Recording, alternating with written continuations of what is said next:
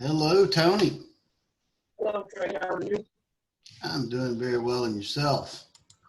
Uh,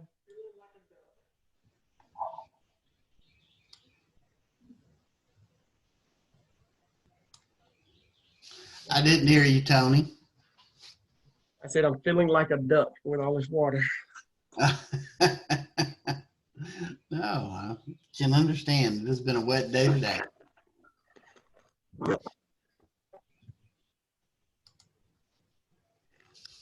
Hi, Jamie.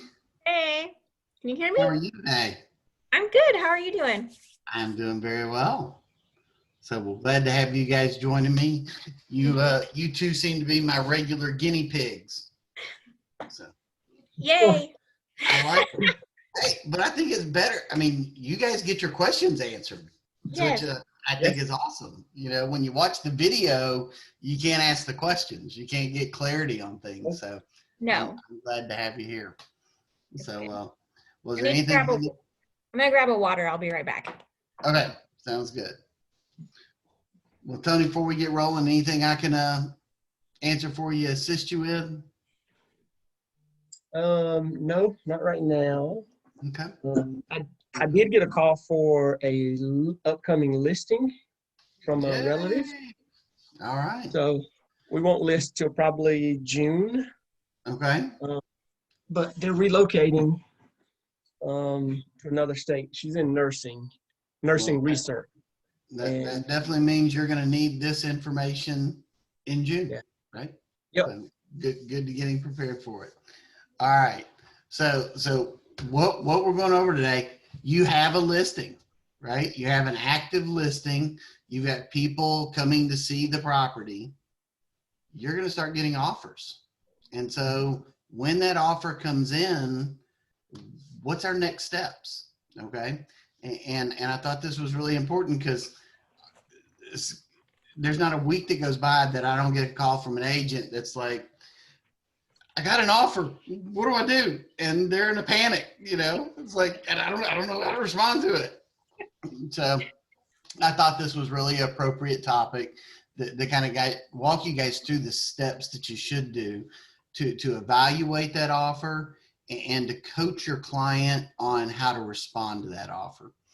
So, and I broke it down into pretty much 4 basic steps. Okay. And the first one's going to be to acknowledge that you got the offer. Okay.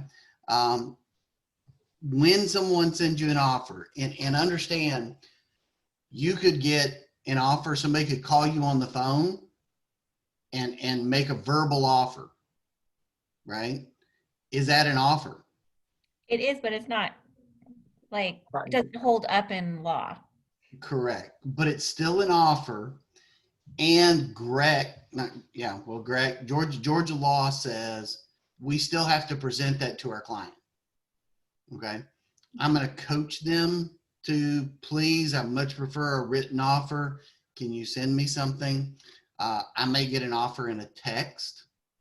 Okay. Here's what my client's willing to do, or here's what I'm willing to do. Would your client accept this? Okay. It could be in an email. And in that email, it might be or might not be an actual contract. It could just be in the body of the email. And again, those aren't written, signed contracts. So they don't carry any weight in court. We can't enforce that as a contract if we were to say, yes, we agree to it. But it is an offer, and we do have an obligation to present it. But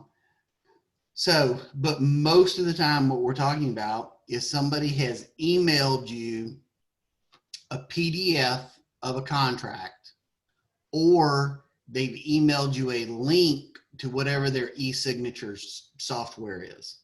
So it'll be from .loop, it'll be from DocuSign, it'll be from Transaction Desk, it'll be from Remind, okay? Which is a listing agent, frustrates me greatly. Send me a PDF, please. I know how to work with PDFs. I don't want to have to figure out how to get the contract out of your software. I know how my software works. I don't know how your software works, right? So make my life easy when you're on the buying side. Send me a PDF, Okay. Does that make sense to everybody? Mhm. Okay. So, but the first thing I want to do is I want to look at it and make sure that I can actually read it. Okay. Do we sometimes get corrupted files and Yep. you can't open it up? Yeah. So make sure you can open it first thing. Make sure that it's readable and legible. Okay. Because some people still do handwritten contracts. You might not be able to read their handwriting, or the scan could be so light you can't make everything out on it. Okay. So we want to make sure it's readable.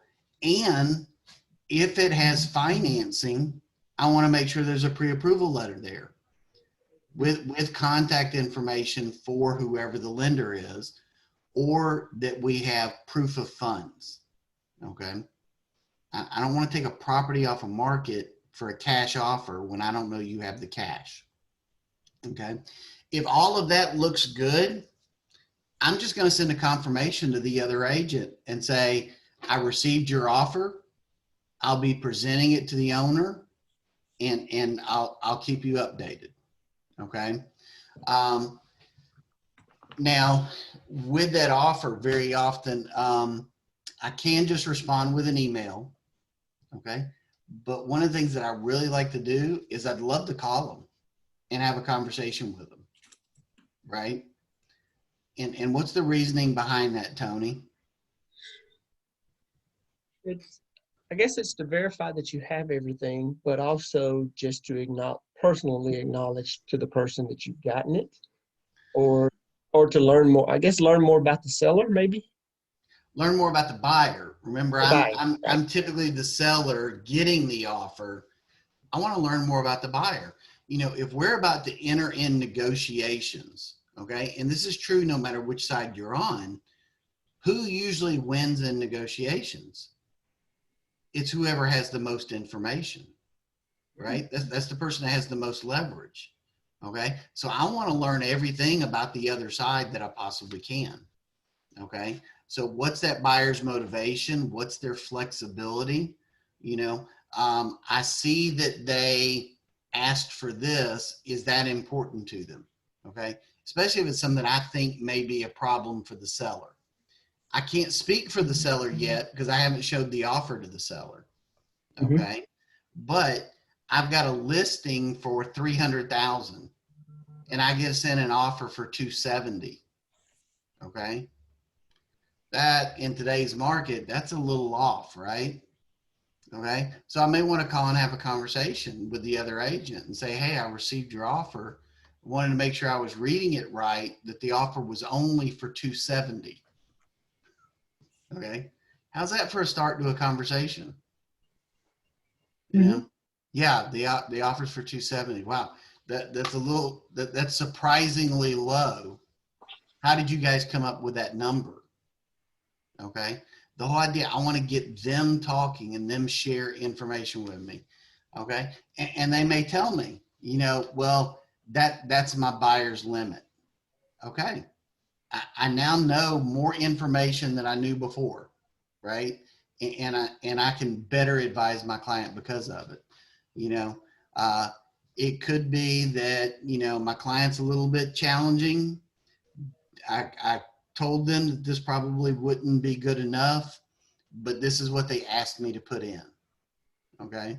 Well, that already tells me that there's probably room to move in that contract, right? Mm-hmm. This is just a first shot across the bow. Okay. Now, at this point, should we, if they say, okay, this is just my buyer's limit, should we start asking questions in regards to, okay, what about closing? Or are they going to be able to, do they have cash for closing costs, or so on and so forth? Well, I'm going to get that information from the lender. I can certainly ask the buyer's agent anything I want to. Okay. They may or may not tell me. They may or may not be truthful with me. But I certainly want to engage with them. But for me, I'm trying to get the information I need to give my client the best advice possible. Okay. So I get a low offer and that's the client's limit. we're probably done. It's probably not going anywhere. It's probably going to be a no, right? But I'm also not going to waste my time or my client's time with a counteroffer at that point, potentially. Wouldn't the buyer's agent for that one client be like, offering 30,000 less is not, it's not gonna hold up. Like, Okay. especially with all And multiple offers. they should know that.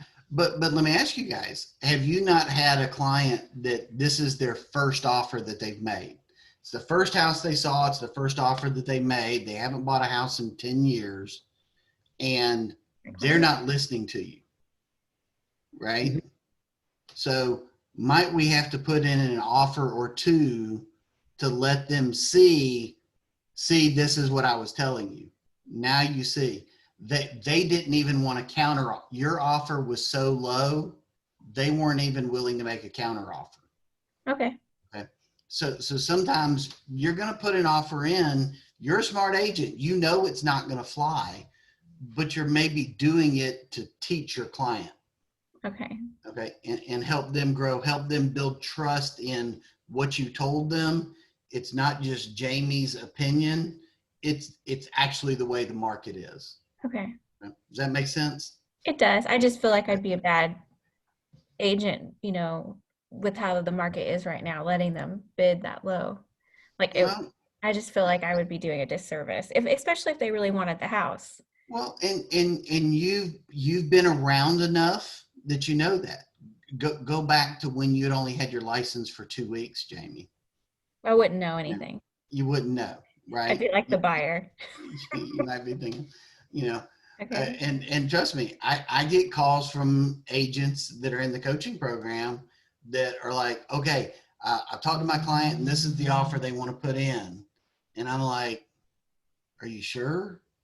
And they're like, well, I mean, I know that's a little bit low, but that's what they wanted to do. And they've told them they would put together that offer.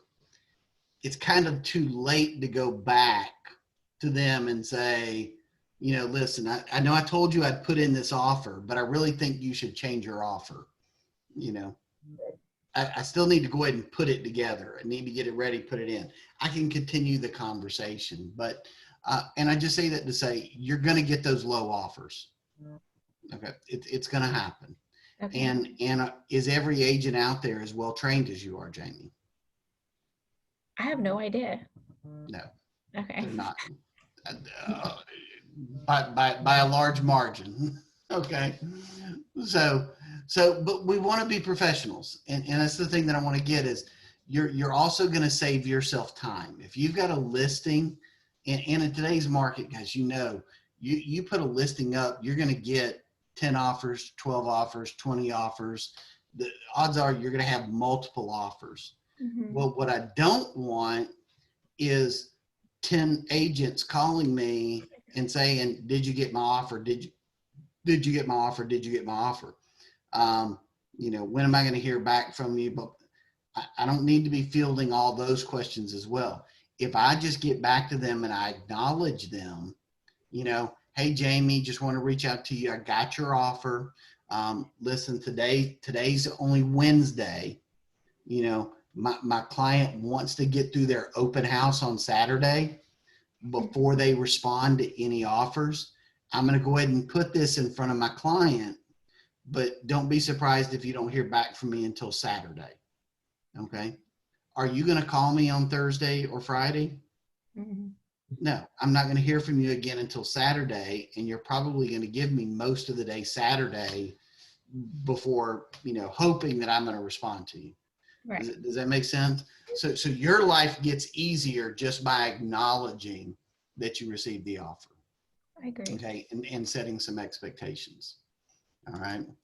So we've now got our offer in our hand. We've acknowledged it. Okay. So the other agents sitting there on pause. Okay. We haven't talked to our client yet, but do we just call our client and say, hey, just want to let you know I got an offer? No, I need to understand what we have and prepare for that conversation. Right. So few things that I want to do.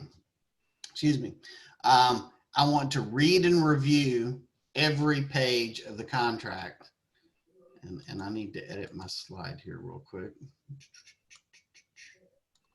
because that is all on the next page. There we go.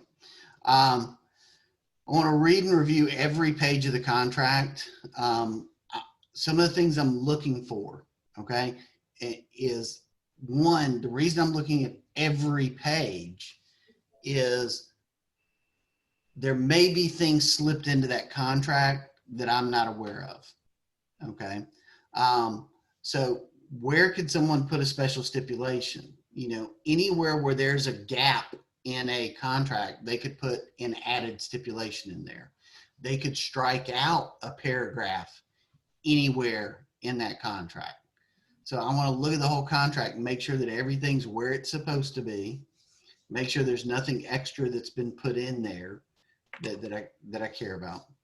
Okay. And then I want to consider the contract as a whole. How complete is it? Okay. And how well written is it? Is part of what I'm looking at. Okay. If I get an offer from an agent and they made 7 or 8 mistakes filling out their contract, what can I infer from that? That they're new, they don't know what they're doing. They're new or they don't know what they're doing. It's going to be one of the two. Okay. Are they going to be the easiest one to work with? Maybe. It's possible. Have they likely set the right expectations with their client and had the right conversations? Probably not. Probably not. Okay. And again, I'm not going to say it's an absolute. Okay. Because even really good agents get in a hurry sometimes and are going to make a mistake here or there. But you're talking about making a $400,000 purchase for somebody. Don't you think it's important to pay attention to the details? Absolutely. I think so. I mean, Isn't that why they hired us? that's why they hired us. Yeah. And so I tell you that, understand, there's nothing wrong with judging a contract on how well the contract's written. Okay. In addition to what's the content of the offer. Okay. And then I want to go through and actually look at the content of the offer. Okay. I want to look at the purchase price. I want to look at the seller's contributions to closing. I want to see if they are using a attorney that I'm familiar with, a lender that I'm familiar with. I want to see if their offer of earnest money makes sense. I want to see if they covered me up with a whole bunch of stupid special stipulations. Okay. Did they remember to attach the right exhibits? Did they go and download the seller's property disclosure and community association disclosure that I put in the MLS, or did they just ask me to send it to them in the contract? Right? Shouldn't they have gone and looked to see if I'd already put it there for them, or called me and asked me for it? I'm going to judge the contract on all of that. Okay. But more than anything, I'm looking for what's good and bad. Okay. What stands out as a highlight? This is a really good feature of this offer. This is a really bad one. Okay. It's a really good price. Okay. They haven't asked for a whole lot in seller's contributions to closing, or haven't asked for anything. However, they asked for a home warranty. They asked for a termite inspection. They asked for a septic inspection, and they want me to leave the John Deere tractor. Great. Okay. So I had the great stuff, but then I've got all this other minutia that really makes that offer unattractive. Okay. So now that I've got that stuff in mind, I know how good of an offer it is. The other half of it is, how good is the buyer? Okay. Because could I have a crappy buyer that's making a really good offer, or a really strong buyer making a crappy offer? Right? Those are all possibilities. What would be the ideal I'm looking for, Tony? You're on mute. Sorry. You'd be looking for the strong buyer. I'm looking for a strong buyer with a really good offer, right? I want both of them to be good. It doesn't do me any good if one's good and the other one's bad. Right. I need both of them to be good. So after I've evaluated the contract, the next thing that I want to do is evaluate the buyer. Well, how do I evaluate the buyer? How do I determine the strength of that buyer? Okay. Well, that pre-qual letter points me in the right direction. Okay. But I've got lenders that will write me a pre-qual letter for anybody for any amount. Okay. I can just call them up and say, hey, John, it's not John. I don't know a John that's a lender, but I could call John up and say, hey, John, will you write me a pre-qual letter for 325 for Mary Smith? Here's her address. And they would do that for me. Okay. They haven't done any research on them, hadn't done desktop underwriting, hadn't verified anything. They just know I need the pre-qualification letter to get an offer put in. Okay. So I tell you that to say, don't put all of your faith in a pre-qual letter. It's a great start. It should be truthful. It should be accurate, but we want to verify it. Okay. So, and Jamie, the conversation that you missed out on is what we're doing is we looked at the offer to determine how strong the offer was. Now we're talking about looking at how strong the buyer is. Okay. Because we can have a strong offer and a weak buyer, or we can have a strong buyer and a weak offer, and neither of those are what we're looking for. We want both to be strong. So we're talking about how do we determine if it's a strong buyer? Okay. Well, the best way for me to do it is have a really good conversation with their lender. Okay. The seller have a conversation with the lender, or like The the buyer? listing agent. Oh, okay. You got the property listed. You get an offer. Before I go tell my client that I think this is a one we ought to take or we should pass on, I want to gather all the information. I've looked at the contract now. Now I want to find out how good the buyer is. Okay. And the conversation is that pre-qual letter is not enough for me. Okay. Okay. I want to get some more information than that. Well, so I'm going to call the lender. Huh? I called the lender for my buyer just to make sure it was good. Is that okay to do too? No, that's perfectly okay. Okay. That's perfectly okay. Okay. But this class is on accepting an offer. I know, but I just want to make sure I can do that We're too. taking them on as a buyer. Absolutely. Okay. Well, absolutely. And that's why you would prefer they be with your lender. Gotcha. Right. So, okay. I don't know who you use, but let's say it was Lori or Benita or Eric or Kenesha at Supreme. Just say and pretend. So let's say you were using one of them. I can call Eric up and say, hey, Eric, you sent me over this pre-qualification letter. Give me the details on this person. Okay. You know, I know you got them pre-qualified for 300, but what else do I need to know? Okay. You know? And I may ask them the same questions. Okay. But I get an offer. I don't care who the lender is. I want to call and try and get answers to these questions right here. Okay. I'm going to probe them for details. So I'm going to be very friendly, and you're going to have lenders that are run at the mouth. They're going to tell you everything. Okay. Because they're on commission too. They want to sell you on their client. Okay. And they'll tell you everything.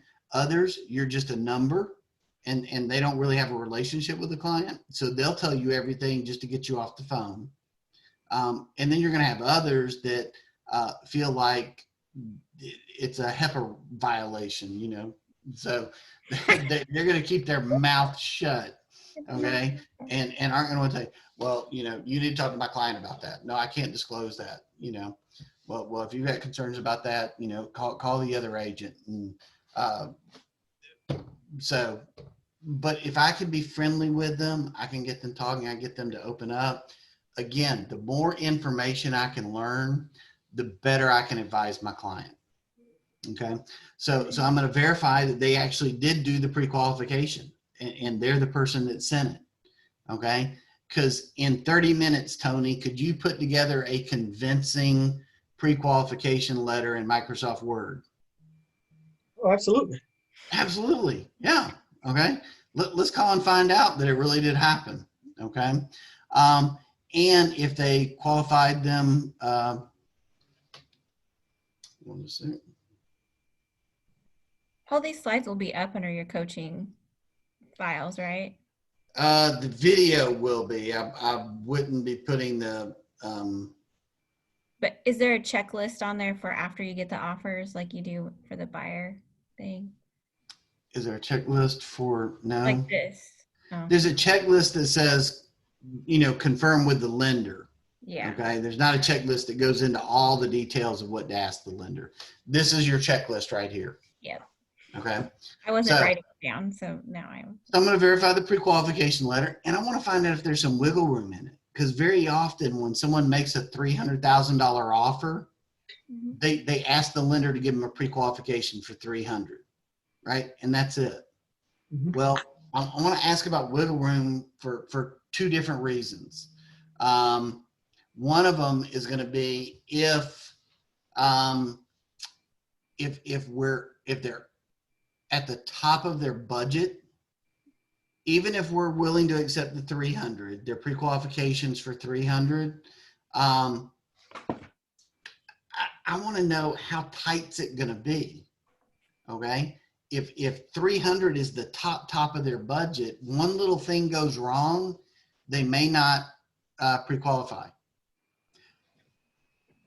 Mhm.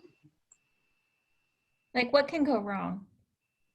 Like extra closing costs or like what do you mean by what can go wrong? Something shows up on their credit report that wasn't there before, and they've got an extra $100 payment.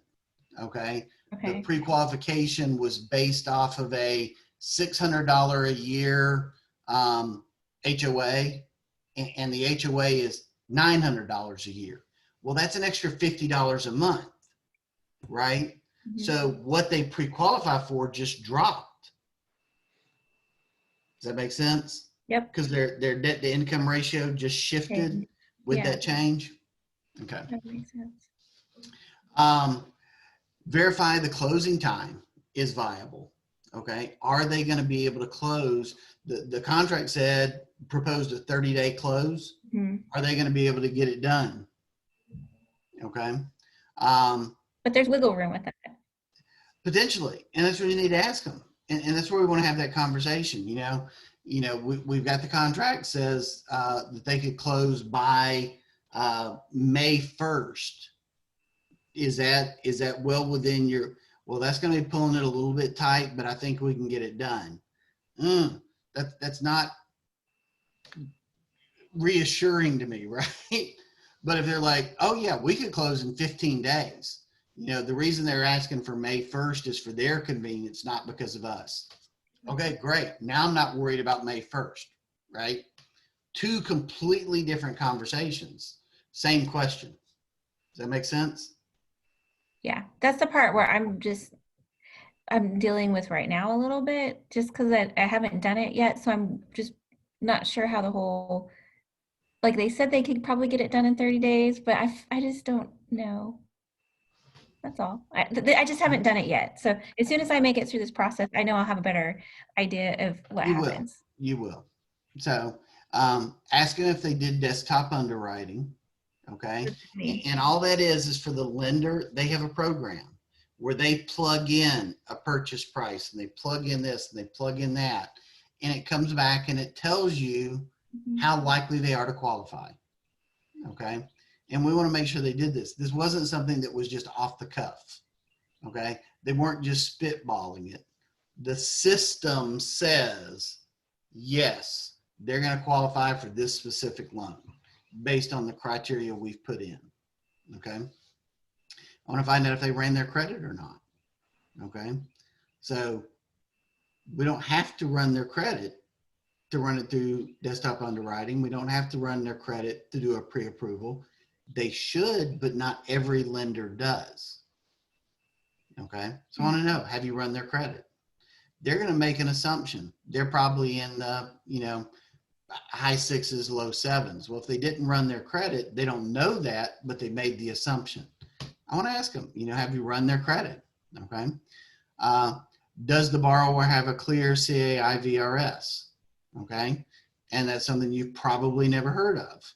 Okay. But what it is if they have any government debt, okay, if they've got student loans, unpaid taxes, things like that, they will show up with a tainted CAI or VRS report, okay, and they won't be able to get a loan until they get that cleared, okay. Has the lender verified their income? Okay. And that's a big deal. Okay. Because a lot of times what people think their income is really isn't what their income is. Okay. Give you an example. I make $75,000 a year. It's not me. Hypothetical. Make $75,000 a year, but every year I get a bonus. Okay. And last year I got a $30,000 bonus. Okay. So I tell the underwriter that my income is $105,000. Okay. Sounds reasonable. That's what I made last year, but that's not how the lender looks at it. What's your income? It's $75,000. Okay. Now the lender may be able to count some of the bonus income, but the thing is there any guarantee you're going to get a bonus this year? Mm-mm. No, unless your pay is set up in such a way that they can look at it and say, okay, yeah, it's pretty likely Trey's going to get a bonus this year. We just don't know how much it is. So what they'll do is they'll look 2 or 3 years in the past, and they'll look at what has your bonus usually been, and they'll give you the average. So I had a $10,000 bonus last year, or $30,000 last year, and $10,000 the year before. Well, they may say, well, it's pretty reasonable Trey will get a $20,000 bonus this year. Okay. I may get a 30 or 40,000, but they'll only count 20,000 toward my income. Now my income's 95, not 105. Now I don't qualify for as much house as we thought I did, because my debt to income ratios have shifted. My free money, my surplus money I have to pay for housing isn't as much as it was before. Does that make sense? Yeah. Okay. I cut hair for a living. Okay. Well, a lot of my business is in cash. I tell you that I make $75,000 a year. Okay. But I only put $25,000 on my taxes. Okay. $50,000 just goes in my pocket. Right. What's the bank say my income is? $25,000. So we want to verify their income. We want to know their income is verified. And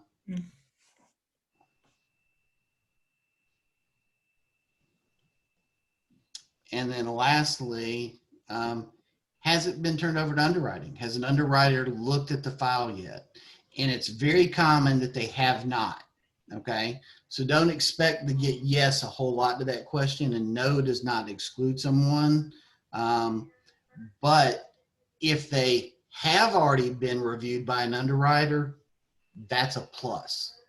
Okay.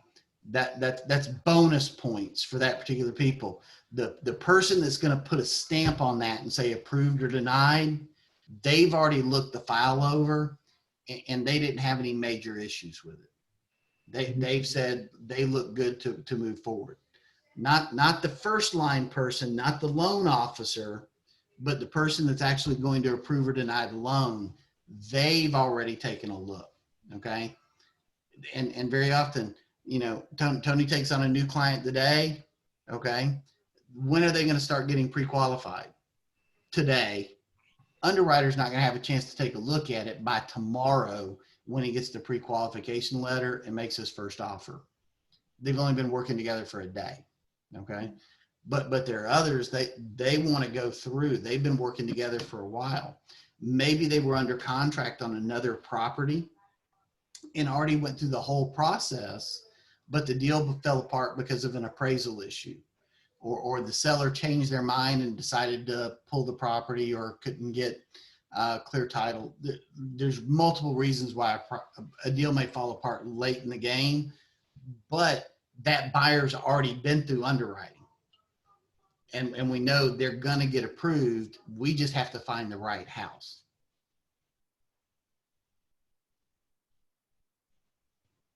When do they typically order that appraisal? The lender? Well, the After due diligence? appraisal is typically going to be ordered when you finish due diligence Okay. and your client or you tells the lender we're ready for it, Okay. and the buyer pays for it. So all those things have to happen. Okay. Lenders typically are not going to order an appraisal until they have the money for it. Smart. Okay. So, all right. So that's in the evaluate. Then if you have multiple offers, okay, here's what I recommend you do. And are multiple offers common right now? Yes. Yes, Oh very my much God. so. Okay. And having 20 pages over here and 22 pages over here and 15 pages over here, it's hard to look across all that and compare those.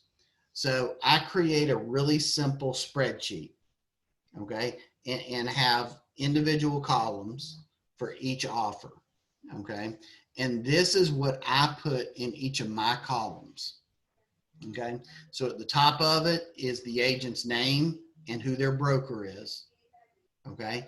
That way I can tell the different offers apart, okay? I can go find the right offer really easy. Then what's the sales price? What's the seller's contributions? How much is the earnest money? How long is the due diligence? When's the closing date?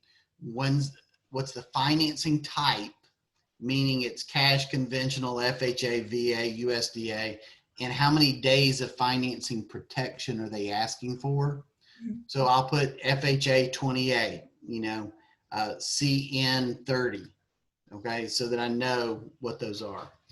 And then if there's any extra expenses to the seller in the contract, have they asked for a home warranty? Did they ask for the septic to be inspected? Are they asking for any repairs to be done? Anything that's going to cost that seller some more money if they accept the offer, I want to go ahead and list that. Okay. And then any notes, anything that's special about it. There's an escalation clause. There's they've waived the appraisal. Okay, they've offered 10,000 over appraised value.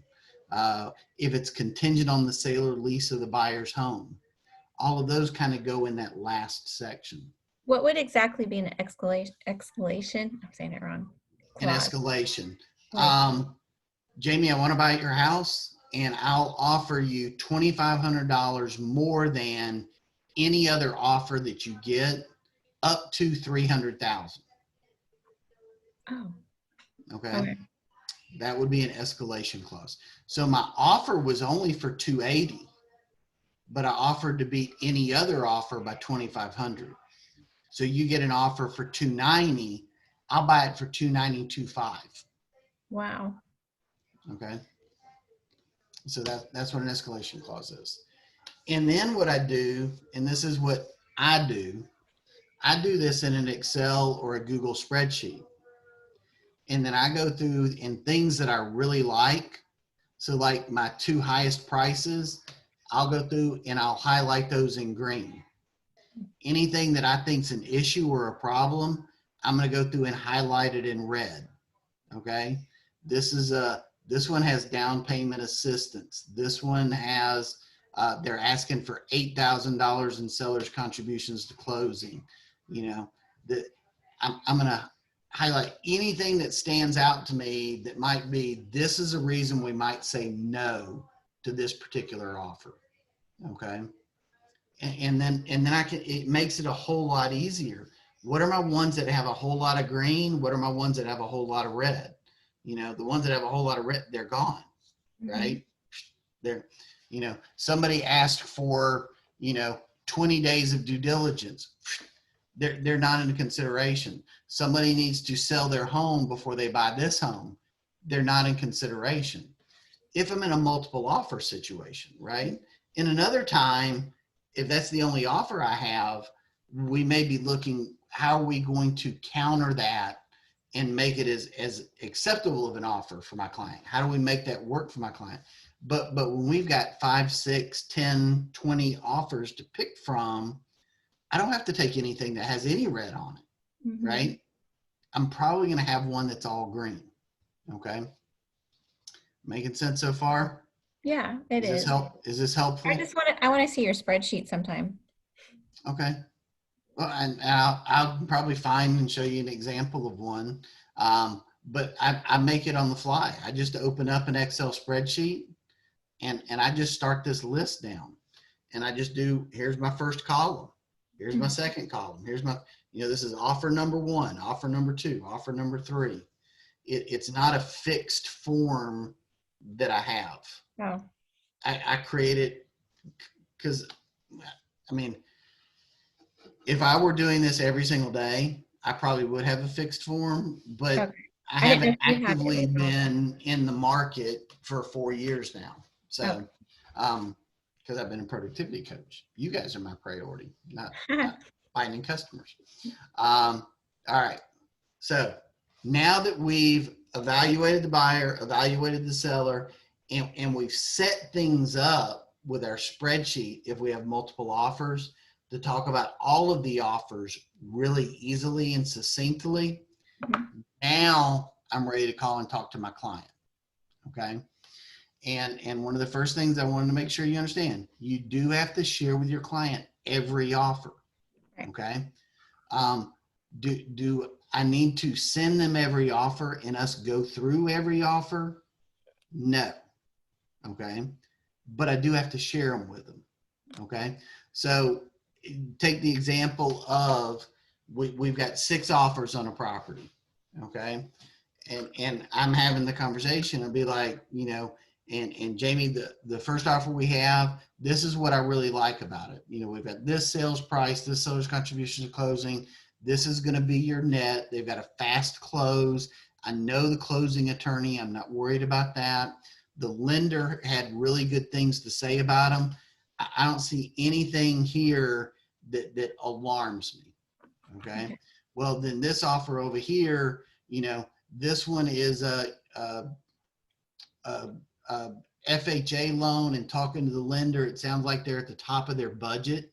So there's very little wiggle room. And with it being so far above appraised value, I'm afraid they're just going to walk away because they don't have the extra cash.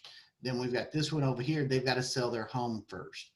Well, I'll just send them all of those. We've had the conversation about it, but then I'll send them one email and say, hey, Jamie, here are the 5 offers we talked about that we decided we weren't going to respond to. I just wanted you to have a copy. Okay. I didn't go through it in detail with them and look at every page, but I made sure it was there. If I get a verbal offer from someone and I call my client and say, hey, Tony, just want to let you know, somebody called me today. They wanted to know if you're willing to accept $250,000 for the property.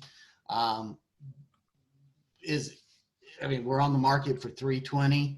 I'm assuming you don't have any interest in selling it for $250,000, do you? No. Okay, great. Well, then I send a follow-up email. Hey, Tony, just to recap, we did get that one offer today for $250,000 from this particular buyer. Just wanted you to have this information in case we needed to refer back to it in the future. Okay. That way nobody can ever say, I didn't present the offer. Okay. I presented every offer and I backed it up by email. Okay. So, but then in my conversation, I'm going to review the key features. Okay. So I'm calling and talking to you, my client, and telling you about the offer. I'm going to go through every offer we have, whether it's 1 or it's 10. I'm going to tell you the key things I like, the key things I didn't like. But one of the things I want you guys to be really careful of is make sure you're talking in a language they can understand. Okay. Again, it's not seller's contributions to closing. The way I phrase it is the buyer's not asking for any help with their closing cost, or the buyer's asking you for $8,000 of help with their closing cost. Okay. That's something they understand. Seller's contributions to closing, that sounds like something they might have to do, right? Sellers contribute to closing costs, right? But when you say the buyer's asking for your help, or the buyer's not asking for any help, that changes the way they hear that completely. Does that make sense? Okay. Yes. Talking about earnest money, you know, how much the earnest money is and why it's important. Okay. So that's what I mean by explaining the risks. You know, they've only offered to put up $1,000 of earnest money. So if they walk away from the contract at the last minute, that means all you're going to get is $1,000, and then we'll go back on the market. Okay. You know, and we won't know that until 35 or 40 days from now, you know. So today, what's the most common risk conversation that we're having? With the appraisal not coming in. The appraisal, yeah. And explaining With the what that value. means. Yeah, we've got a great offer, you know, that's $25,000 over what we listed it for. But how does that play out? You know, what's probably going to happen with the appraisal? Okay. The appraisal is still probably going to come in here, you know, in which case these are the ways they could respond. And then here's the options we have. And if we take these actions, here's where we'll be. Okay. Does that make sense? When you talk to the buyer's agent, can you bring that, like if they offer, you know, 20,000 above asking, can you be like, does your buyer have the money to, you know, back up if the appraisal comes back, you know, 10,000 less? Can they make up the difference? Yeah. And in that case, I'm probably going to counter offer. So that would be a conversation I would have with my seller. Okay. I don't want to. Froze up. Oh, I'm sorry. Is this better? Am I back? You froze up for a second. Yeah, now you are. So what did you say? I may have that conversation up front with the other agent, but I may also have it after I've talked to my client. Okay. And find out how do they want to respond. Because here's the thing. I don't care what your answer is, Jamie. What you tell me is completely meaningless. My client's got the money. They'll be happy to pay the difference when we get to the closing table if it appraised for less. Okay. Did that change anything, you telling me that? No, because you're still getting the same deal. Still getting the same deal. What would change it? If they didn't have the money. No. That doesn't change the situation. They didn't have the money when they said it, and they don't have the money at the closing table. Nothing changed, right? What does change the situation? If I put it in the contract. Oh, if it's in writing? If it's in writing, okay. I want to put it in the contract that if the appraisal comes in low, that they will pay cash at closing up to this amount over appraised value. And I may want to get proof of funds. Okay. So we put in the contract that buyer is to submit proof of funds to seller within X number of days of the binding agreement date. Okay. So if they can't submit proof of funds, they're then in default and we can terminate the contract. Okay. Do you see how now things have changed with it being in writing? Yep. Okay. And that's what I mean. So, but that's where explaining the risks are, you know. And then lastly, confirm they understand. Okay. Does that make sense to you, Jamie? Do you understand if the appraisal comes in low, what we're going to have to be up against? Okay. Because I don't want to get 4 weeks down the road and we get a low appraisal, and I go to tell them, and I find out then that you didn't explain that well enough, Trey. I didn't understand that if the appraisal came in low, we either had to lower the price or they were going to terminate the contract. If I'd known that, I wouldn't have taken that offer. Okay. I want to make sure 4 weeks prior, That you this is understood what's this gonna happen. is what's going to happen. Okay. Because trust me, if they don't understand, it's not going to be the buyer that's the bad guy. It's not the lender that's the bad guy. It's me that's the bad guy. Right. And I don't make a very good bad guy. Okay. So, all right. And then the last one, coach them to a decision on the next steps. Okay. They're leaning on you. You're the expert, right? So they're going to be asking you, well, what do you think? Which offer would you take? Okay. And I usually don't like to make the final decision. Okay. What I'll explain to them is, and I can give you a really good example. Okay. Tony, when I look at these 8 offers we got, 3 of them stand out as being the best offers. Okay. We have offer A, that if everything goes smoothly and we get to the closing table and the appraisal comes in the way we want it to, that's the one that's going to net us the most money. Okay. The offer number 2 that we talked about, the one that asked for this or that. Okay. That one, based on my conversation with the lender, that's the one that I give the highest probability that it will make it to the closing table. We don't net as much money, but we're likely to have fewer problems if we take that offer. And then the last one, the advantage there, it's a lot less money. You'll walk away with about $15,000 less, but it gets us to the closing table fastest. So the thing that I can't decide for you, Tony, is what's most important to you, that you net the most money, that we have the fewest problems, or that we get it done the quickest. So thinking about it in that way, which of those 3 is the best path for you forward? Does that help with that conversation, Jamie? I think so. I Okay. mean, it'll happen. It'll be better when I actually get to do it Sure. for Sure. real. Always will. Experience is one of the best teachers. Yeah, well, that's what I'm experiencing right now. So I'm talking to the listing agent. Okay. So, and our options are pretty easy. Okay. And we have to make the same decision on every one of the offers. It's either going to be a yes, it's going to be a no, we're going to counter offer it, or we're going to delay. Okay. And even when we delay, ultimately it's going to be a yes, no, or a counter. Okay. But there are times where, well, yeah, that sounds like a pretty good offer, but I know we've got 7 showings tomorrow. I'd rather wait after those 7 showings and us see if we get something else in. And if we don't get any other offers, we can go with this, but let's see what those other 7. I need to respond to the other agent and just set the right expectation. But that delay is an option, right?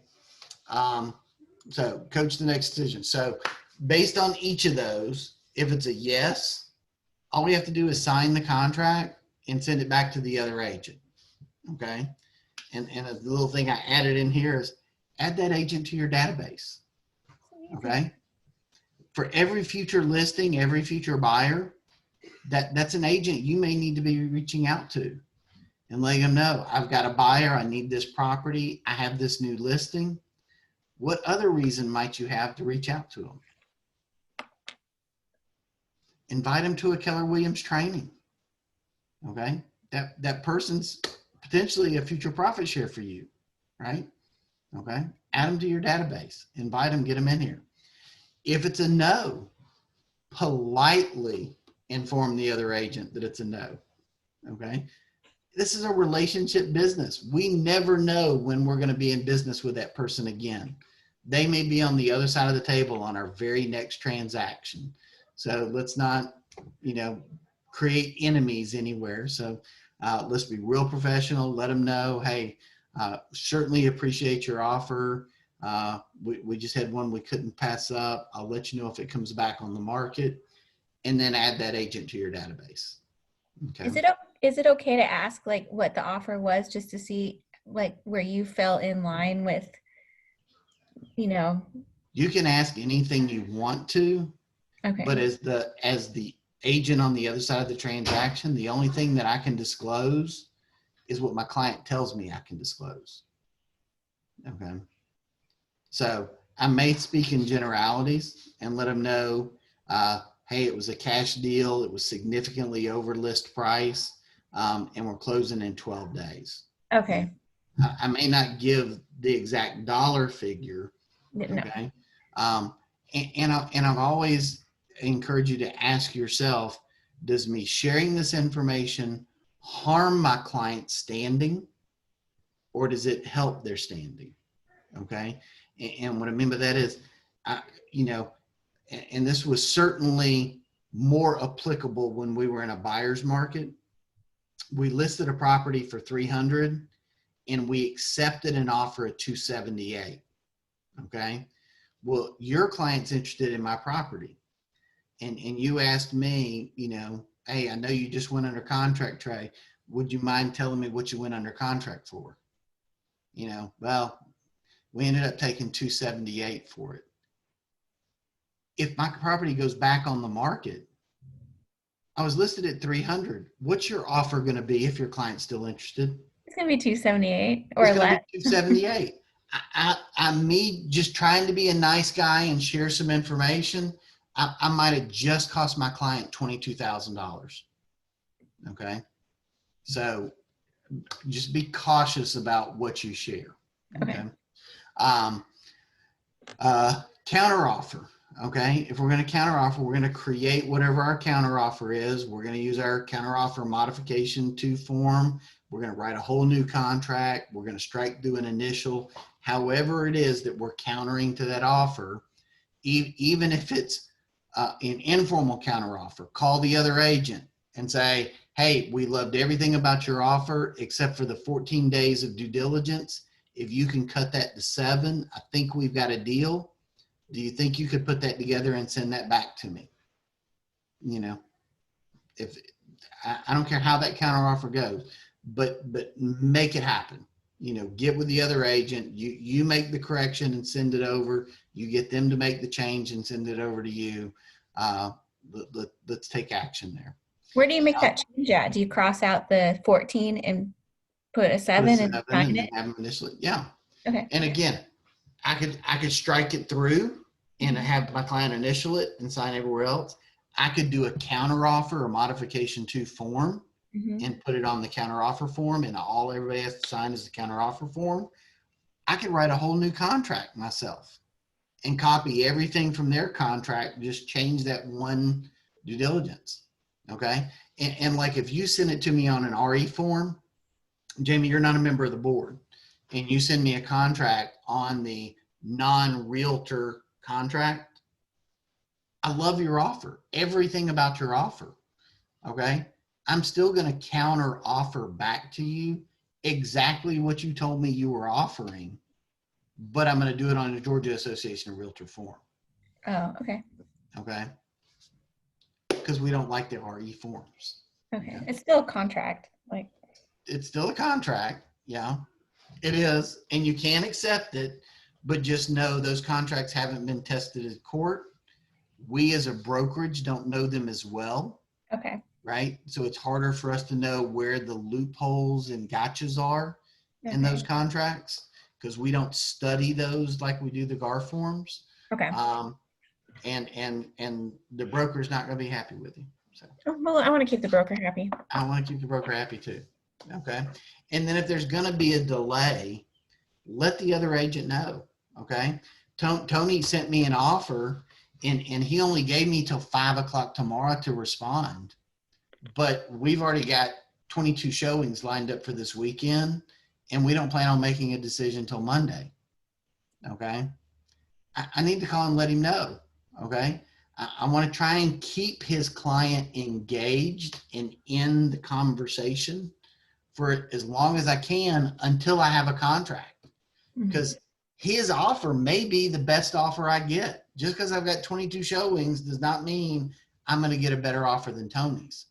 So I want to keep him in play as long as I can if I'm going to delay. And I'm only going to do that with good communication. Okay. All right. And guys, that is it.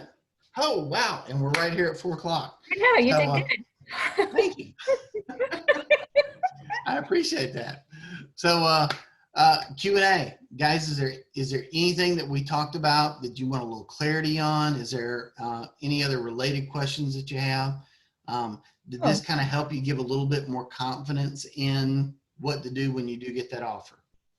I do have a question, but I don't know if it relates. It's with OfferPad, Okay. the company, because a house just went up for sale down the street yesterday from OfferPad. What exactly, they're still a real estate company, aren't they? Like They normal, or they, what makes them different? Because I keep seeing the commercials for them. I just had a neighbor reach out to me and ask me about it, and I haven't answered back. OfferPad has a couple of different programs, okay? But just like Knock or Open Door or Zillow, they probably somebody called them or went on their website and asked for a cash offer on the house. Okay. Okay. It was And a they got renter. the cash offer, Okay. and now they're listing that property for sale. Okay. It was an investment property that they were renting out, and the renters just moved out. Yeah. And I don't know who owns it. So OfferPad probably bought it from the investor, Okay. and now they're selling it on the open market. Okay. And they may go in and make some improvements and They did. fix They it a cleaned little it. It was nasty. Yeah. That's part of their business model. No, it was bad. Yeah. Okay. So that's how that wound up there. Somebody wanted a fast cash offer and accepted one from OfferPad, and Okay. now they're putting it back on the market.